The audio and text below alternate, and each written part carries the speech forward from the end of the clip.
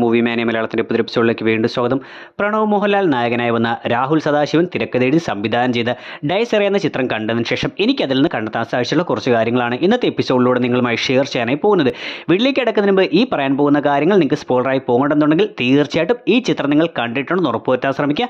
നമുക്ക് നേരെ വീട്ടിലേക്ക് വരാം. ഒന്ന്, കനിയുടെ ഡെഡ് ബോഡി കിണറ്റിൽ നിന്ന് പുറത്തെടുത്തതിനു ശേഷം ഫയർഫോഴ്സുകാരൻ കനിയുടെ കൈ താഴ്ത്തി വെക്കുന്ന സമയത്ത് അത് തനിയെ ഉയർന്നു പൊങ്ങുന്നതായി കാണിക്കുന്നുണ്ട്. ഓൾറെഡി മരവിച്ചിരിക്കുന്നത് കൊണ്ടാകാം താഴ്ത്തി വെച്ചതിന് ശേഷവും ആ കൈ ഉയർന്നു പൊങ്ങുന്നതെന്ന് മനസ്സിലാക്കാം. എന്നാൽ ഇതുകൂടാതെ സിനിമയിൽ പിന്നീട് കാണിക്കുന്ന മരണത്തിന് ശേഷവും കനിയുടെ ആത്മാവ് തിരിച്ചു വരുന്നുണ്ട് എന്നുള്ള അർത്ഥത്തിൽ ആ ഒരു ഉയർത്തെഴുന്നേൽപ്പിനെ ഫോർഷാഡോ ചെയ്യുന്നത് പോലെയാണ് കനിയുടെ താഴ്ത്തിയ കൈ വീണ്ടും ഉയർന്നു വരുന്നതായി കാണിക്കുന്നത്. 2, സൈറ്റിൽ നിൽക്കുന്ന സമയത്താണ് മധുസൂദനൻ പോറ്റി കനിയുടെ മരണ വാർത്ത അറിയുന്നത്.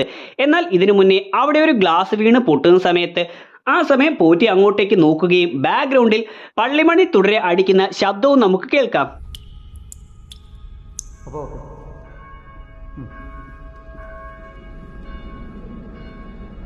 ഇത് വരാൻ പോകുന്ന ആ ഒരു മരണവാർത്തയെ സൂചിപ്പിക്കുന്നത് പോലെയാകാം ആ പള്ളിമണിയുടെ ശബ്ദം നമ്മളെ കേൾപ്പിച്ചു പോയത്. റോഹൻ എന്ന ക്യാരക്ടർ ഒരു വുമണൈസർ ആണെന്ന് ചിത്രത്തിന്റെ തുടക്കത്തിൽ തന്നെ കാണിച്ചിട്ടുണ്ട്. ടെസ എന്ന പെൺകുട്ടിയുമായി ശാരീരിക ബന്ധത്തിൽ ഏർപ്പെട്ടതിനു ശേഷം താഴേക്ക് വരുന്ന റോഹൻ പിന്നീട് ടെസയെ നോക്കുന്നേ ഇല്ല എന്ന്. ടെസ റോഹനെ പലപ്പോഴും നോക്കുന്നുണ്ടെങ്കിലും പിന്നെ അവളെ അങ്ങോട്ട് അവോയ്ഡ് ചെയ്യുകയാണെന്ന് കാണാം. ഇതുകൂടാതെ റോഹൻ അങ്ങോട്ടേക്ക് വരുന്ന സമയത്ത് പെട്ടെന്ന് ഒരു പെൺകുട്ടി വന്ന് റോഹനുമായി ഹഗ് ചെയ്യുന്നതായും കാണാം. ആ സീനും ശ്രദ്ധിക്കുകയാണെങ്കിൽ ആ വന്ന പെൺകുട്ടി ഒരു ഫോർമാലിറ്റി പോലെയാണ് റോഹനെ ഹഗ് ചെയ്യുന്നത്. എന്നാൽ അതേസമയം റോഹൻ അവളെ കുറച്ചുകൂടി ടൈറ്റ് ആയിട്ടാണ് ഹഗ് ചെയ്യുന്നതെന്ന് കാണാം. ആ സമയം റോഹൻ എല്ലാ പെൺകുട്ടികളെയും ഈ ഒരു രീതിയിൽ മാത്രം കണ്ടുകൊണ്ടാണ് പോകുന്നത്. അതിനെ സൂചിപ്പിക്കുന്നത് പോലെയാണ് ഈ ഒരു രംഗം ഇവിടെ കാണിച്ചു പോയത്. മറ്റൊന്ന്, കനിയുടെ മരണവാർത്ത അറിഞ്ഞതിന് ശേഷം റോഹനും കൂട്ടുകാരനും ആ ഒരു വീട്ടിലേക്ക് വരുന്ന സമയത്ത് ഒരു മര്യാദ ഇല്ലാത്തതുപോലെ റോഹൻ ഷൂസ് എല്ലാം ഇട്ടുകൊണ്ട് വീടിന്റെ അകത്തേക്ക് കയറുന്നതായി കാണിക്കുന്നുണ്ട്. എന്നാൽ പിന്നീട് കനിയുടെയും മറ്റും ഉപദ്രവം ഉണ്ടായതിനു ശേഷം റോഹൻ വീണ്ടും കനിയുടെ വീട്ടിലേക്ക് എത്തുന്ന സമയത്ത് പേടി കൊണ്ട് ഷൂസ് എല്ലാം ഊരി വളരെ മര്യാദ പാലിച്ചുകൊണ്ടാണ് അകത്തേക്ക് കയറുന്നതെന്ന് കാണിക്കുന്നുണ്ട്. ഇതുകൂടാതെ കനിയുടെ ആ ഒരു ഡാൻസ് പഠിക്കുന്ന സ്ഥലത്തേക്ക് ചെല്ലുമ്പോഴും റോഹൻ ഷൂസ് എല്ലാം ഊരിയിട്ട് തന്നെയാണ് കയറിയിരിക്കുന്നതെന്ന് കാണാം. റോഹന്റെ വീട്ടിൽ വെച്ച് കിരൺ മുകളിൽ നിന്ന് വീണ് കൈയും കാലുമെല്ലാം ഒടിയുന്നതായിട്ടെല്ലാം കാണിക്കുന്നുണ്ട്. ഇതിന് കാരണം കിരൺ കനിയുടെ 16 അടിയന്തരം നടത്തി അവളെ ഭൂമിയിൽ നിന്ന് ഒഴിവാക്കാൻ ശ്രമിച്ചു എന്നതുകൊണ്ട് മാത്രമല്ല, പകരം ആ സമയം കിരൺ കനിയെക്കുറിച്ച് വളരെ മോശമായി സംസാരിക്കുന്നുണ്ട്. അവൾ ചാടിച്ചത്തതിന് ഞാൻ എന്തെടുക്കാനാ എന്നെല്ലാം ചോദിക്കുന്നുണ്ട്. കനിയെക്കുറിച്ച് ഇങ്ങനെ മോശമായി സംസാരിക്കുന്നതുകൊണ്ട്, അവളുടെ മരണത്തെക്കുറിച്ച് മോശമായി സംസാരിക്കുന്നതുകൊണ്ടാണ് ഫിലിപ്പ് അവൾ കിണറ്റിൽ നിന്നും ചാടി മരിച്ചതുപോലെ തന്നെ ഇവനെയും മുകളിൽ നിന്ന് തള്ളിയിട്ട് കൊല്ലാനായി ശ്രമിക്കുന്നത്. കൂടാതെ റോഹൻ ആദ്യമായി കിരണിനെ കാണാൻ വരുന്ന സമയത്ത് അവളുടെ മരണത്തെക്കുറിച്ചെല്ലാം പറയുമ്പോഴും കിരൺ ഒരു ഫുട്ബോൾ തട്ടി കളിച്ചുകൊണ്ടിരിക്കുകയാണ്. ഇതുകൊണ്ടാണ് ഫിലിപ്പ് ഇവനെ മുകളിൽ നിന്ന് തള്ളിയിടുന്ന സമയത്ത് അവന്റെ കാലുകൾ കൂടി ഒടിച്ചിരിക്കുന്നതായി കാണിക്കുന്നത്. കൂടാതെ ഇതേ കിരണിനെ തന്നെ മറ്റു പല സീനുകളിൽ കാണിക്കുമ്പോൾ അവന്റെ അച്ഛനും അമ്മയുമെല്ലാം വിഷമിച്ച് കിടക്കുമ്പോഴും ഇവൻ മിക്കപ്പോഴും ഫുഡ് അടിച്ചുകൊണ്ടിരിക്കുന്നതായിട്ടാണ് കാണിക്കുന്നത്. ഇതുകൊണ്ട് ആ വീഴ്ചയിൽ അവന്റെ പല്ലുകൂടി കളയാനായിട്ട് ഫിലിപ്പ് ശ്രദ്ധിച്ചിരുന്നുവെന്ന് കാണാം. ആത്മാവായി വന്നുകൊണ്ട് തന്റെ മുടി തലോടിക്കൊണ്ടിരിക്കുന്നത് കനിയാണെന്ന് മനസ്സിലാക്കുന്ന റോഹൻ കനി അങ്ങനെ റോഹനെ മടിയിൽ കിടത്തി മുടി തലോടുന്ന ഒരു വീഡിയോ എടുത്ത് കാണുന്നുണ്ട്.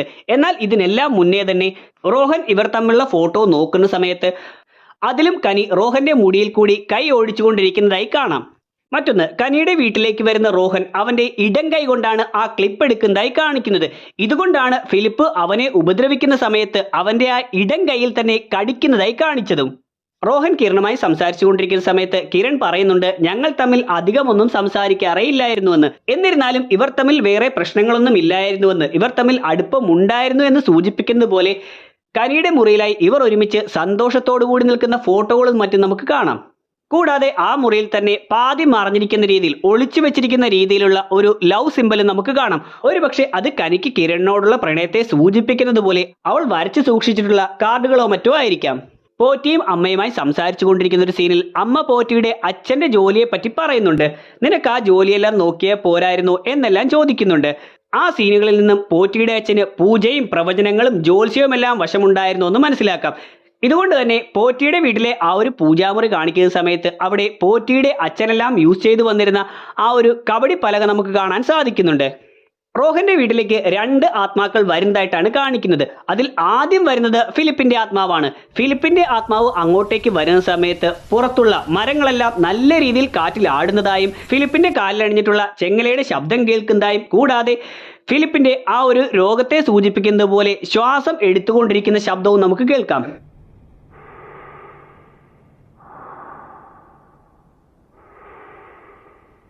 എന്നാൽ ഇതിനുശേഷം കനിയുടെ അമ്മ അവൾ എവിടെയും പോയിട്ടില്ല, ഇവിടെ തന്നെയുണ്ട് എന്ന് പറഞ്ഞതിന് ശേഷം റോഹന്റെ വീട് കാണിക്കുന്ന സമയത്ത് അവിടെ ചെറിയൊരു കാറ്റ് വീശുന്നതായും റോഹന്റെ മുറിയുടെ ജനൽ തുറക്കുന്ന ശബ്ദവും കേൾക്കുന്നുണ്ട്. സോ ഇങ്ങനെ കനി അവിടേക്ക് വരുന്ന സമയത്ത് അത് വളരെ പതിയൊരു കാറ്റിലൂടെയും മറിച്ച് ഫിലിപ്പ് വരുന്ന സമയത്ത് വലിയൊരു കാറ്റിലൂടെയുമാണ് സൂചിപ്പിക്കുന്നത്. പോറ്റി റോഹനെ സഹായിക്കാനായി ശ്രമിക്കുന്ന സമയത്ത് അവിടേക്ക് ഫിലിപ്പ് വന്നുകൊണ്ട് പോറ്റിയെ ഉപദ്രവിക്കാനായി നോക്കുന്നുണ്ട്. ഈ സമയം പൂജാമുറിയിൽ കയറി രക്ഷപ്പെടുന്ന പോറ്റി പിന്നീട് ഉപ്പ് എടുത്തുകൊണ്ട് തന്റെ ശരീരത്തിലേക്ക് ഇടുന്നതായും അവിടെയുള്ള ടേബിളിലേക്കും മറ്റും വിതർന്നതായും കാണിക്കുന്നുണ്ട്. ഇതിന് കാരണം ഈ ഉപ്പെന്ന് പറയുന്നത് അശുദ്ധമായിട്ടുള്ള കാര്യങ്ങളെ ശുദ്ധീകരിക്കുന്ന വസ്തുവെന്നാണ് പറയുന്നത്. കൂടാതെ മന്ത്രവിദ്യകളും മറ്റും നടത്തുമ്പോൾ പ്രേതാത്മാക്കളും ദുഷ്ടാത്മാക്കളും മറ്റും കടന്നു വരാതിരിക്കാൻ ഒരു ബോർഡർ പോലെയും ഇത്തരത്തിൽ ഉപ്പുകൾ വിതറാറുണ്ട്. സോ ഈ ഒരു കാര്യങ്ങളെയാണ് ഇവിടെ ഇങ്ങനെ കാണിച്ചു പോയത്. ഫിലിപ്പ് പ്രിന്റ് എടുത്തിട്ടുള്ള ആ പേപ്പറുകളെല്ലാം പള്ളിയിലച്ചൻ പരിശോധിക്കുന്ന സമയത്ത് ഡൈസെറ എന്ന വാക്കിനെ കുറിച്ചെല്ലാം പറയുന്നുണ്ട്. ഈ സമയം അവിടെ ഒരു മ്യൂസിക് നോട്ട് കൊടുത്തിരിക്കുന്നതായി കാണാം. സോ ഇത് യഥാർത്ഥത്തിലുള്ള ഡൈസെറ എന്ന മ്യൂസിക് നോട്ടാണ്. ഇത് ഗൂഗിളിൽ സെർച്ച് ചെയ്യുകയാണെങ്കിൽ കൃത്യമായി അതിന്റെ മ്യൂസിക് നമുക്ക് കേൾക്കാൻ സാധിക്കുന്നതാണ്.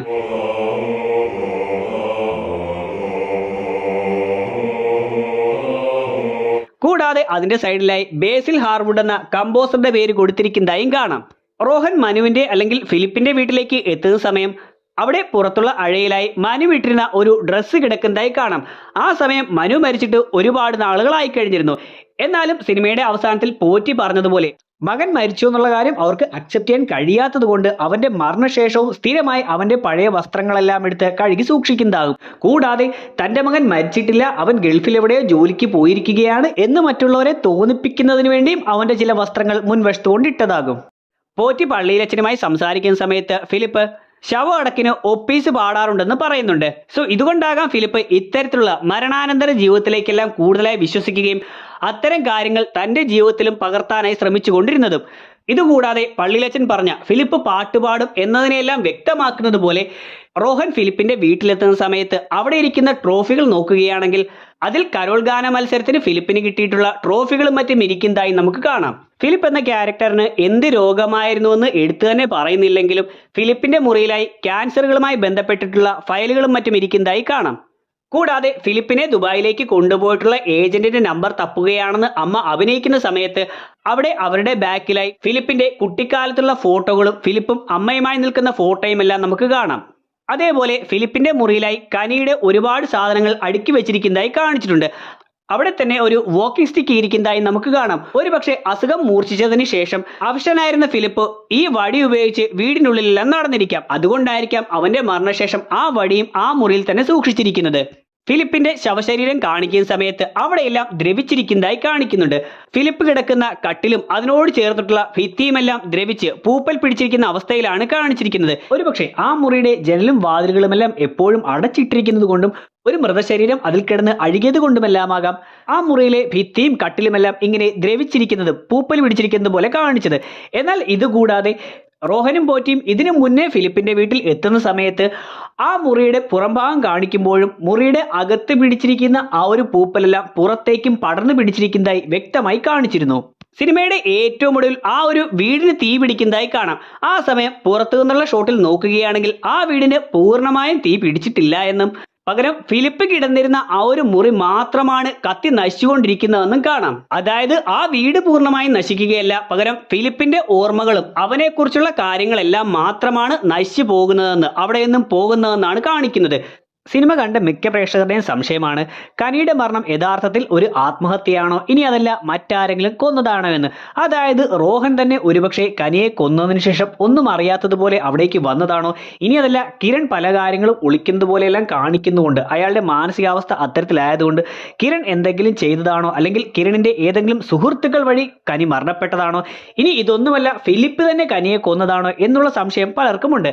എന്നാൽ എനിക്ക് തോന്നിയിട്ടുള്ളത് തീർച്ചയായിട്ടും കനിയുടേത് റോഹൻ തന്നെ ഒഴിവാക്കിയതുള്ള വിഷമത്തിലുള്ള ആത്മഹത്യ മാത്രമാണ്. കാരണം റോഹനാണ് കനിയെ കൊന്നതെങ്കിൽ തീർച്ചയായിട്ടും ഫിലിപ്പിന്റെ ആത്മാവ് വന്നുകൊണ്ട് റോഹനെ അന്ന് തന്നെ കൊന്നേനെ. കാരണം ഫിലിപ്പ് മരിച്ചിട്ട് ഒരുപാട് മാസങ്ങളായിരിക്കുന്നു, എന്നാൽ കനി മരിച്ചിട്ട് അധിക ദിവസങ്ങളായിട്ടില്ല. അതുകൊണ്ട് തന്നെ കനിയെ ഏതെങ്കിലും വഴിയിൽ റോഹനാണ് കൊന്നതെങ്കിൽ തീർച്ചയായിട്ടും കനിയെ ആരും ഉപദ്രവിക്കാൻ സമ്മതിക്കാത്ത ഫിലിപ്പിന്റെ ആത്മാവ് തീർച്ചയായിട്ടും റോഹനെ കൊന്നേനെ. ഇതുപോലെ തന്നെയാണ് കിരൺ ആണെങ്കിലും മറ്റാരെങ്കിലുമാണ് കനിയുടെ മരണത്തിന് ഉത്തരവാദിയെങ്കിൽ അവരെ എല്ലാം തന്നെ അവൾ മരിക്കുന്ന അതേ ദിവസം തന്നെ ഫിലിപ്പിന്റെ ആത്മാവ് വന്ന് കൊന്നേനെ. ഇനി ഫിലിപ്പ് തന്നെ കൊന്നതാണെന്ന് കരുതാനും പറ്റില്ല. കാരണം ഫിലിപ്പിന് കനിയെ സ്വന്തമാക്കണമായിരുന്നുവെങ്കിൽ അവൻ മരിച്ച് ഈ 7 മാസം കാത്തിരിക്കേണ്ട ആവശ്യമില്ലായിരുന്നു. കാരണം റോഹൻ പറയുന്നുണ്ട് 7 മാസങ്ങൾക്ക് മുന്നെയാണ് അവനും കനിയുമായി ബന്ധപ്പെട്ടതെന്ന്. സോ റോഹനുമായിട്ടുള്ള ബന്ധത്തിന്റെ പേരിലാണ് ഫിലിപ്പ് കൊന്നതെങ്കിൽ തീർച്ചയായിട്ടും 7 മാസങ്ങൾക്ക് മുന്നേ തന്നെ കനിയെ കൊല്ലേണ്ടതായിരുന്നു. കൂടാതെ ഫിലിപ്പ് ഒരിക്കലും കനിയെ ഉപദ്രവിക്കാനോ മറ്റൊരാളെ ഇഷ്ടപ്പെട്ടതിന്റെ പേരിൽ അവളെ ഉപദ്രവിക്കാനോ കൊല്ലാനോ സാധ്യതയില്ല.